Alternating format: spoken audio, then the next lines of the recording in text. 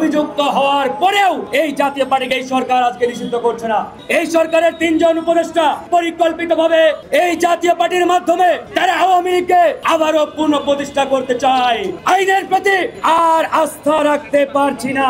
জাতীয় পার্টির সন্ত্রাসীদের যেখানেই পাওয়া যাবে সেখানেই গণধোলাই দেওয়া হবে। এই সরকার নির্বাচনের কথা শুনলেই আতঙ্কিত হয়ে যান। নির্বাচন নিয়ে আর টালবাহানা চলবে না। যে যে অভিযোগে আওয়ামী লীগকে নিষিদ্ধ করা হয়েছে সেই অভিযোগে আওয়ামী লীগের অন্যতম দোষর জাতীয় পার্টিও সবচেয়ে বড় কালপ্রিট।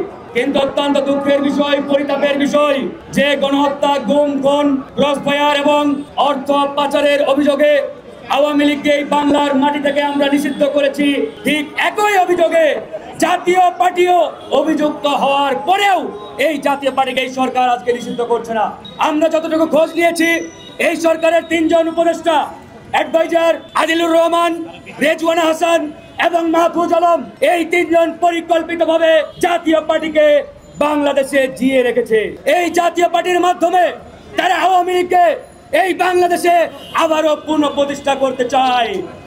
আমরা স্পষ্ট করে বলেছি, বন্ধুগণ, আইনের প্রতি এতদিন শ্রদ্ধা রেখেছিলাম, আস্থা রেখেছিলাম, আর আস্থা রাখতে পারছি না।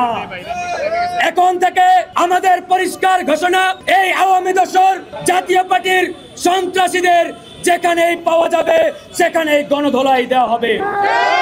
এদেরকে আর ছাড় দেওয়ার কোনো সুযোগ নেই। এরা ইতিমধ্যে এই বাংলাদেশকে বেকায়দায় ফেলার যে দুঃসাহস দেখিয়েছে, আজকের পর থেকে এই জাতীয় পার্টিকে আমরা ক্ষমা করতে পারি না। তাই শুধু রংপুর নয়, বরিশাল নয়, ঢাকা নয়, টেকনাফ থেকে তেতুলিয়া, সারা বাংলাদেশের প্রত্যেকটি জায়গায় এই আওয়ামী দোসর জাতীয় পার্টিকে আজকে থেকে দেখা মাত্রই গণধোলাই দিয়ে আইনের হাতে তুলে দেবেন।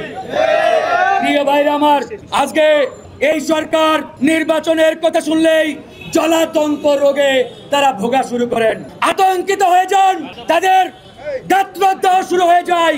আমরা বলেছি নির্বাচন অবশ্যই ডিসেম্বরের মধ্যে হতে হবে।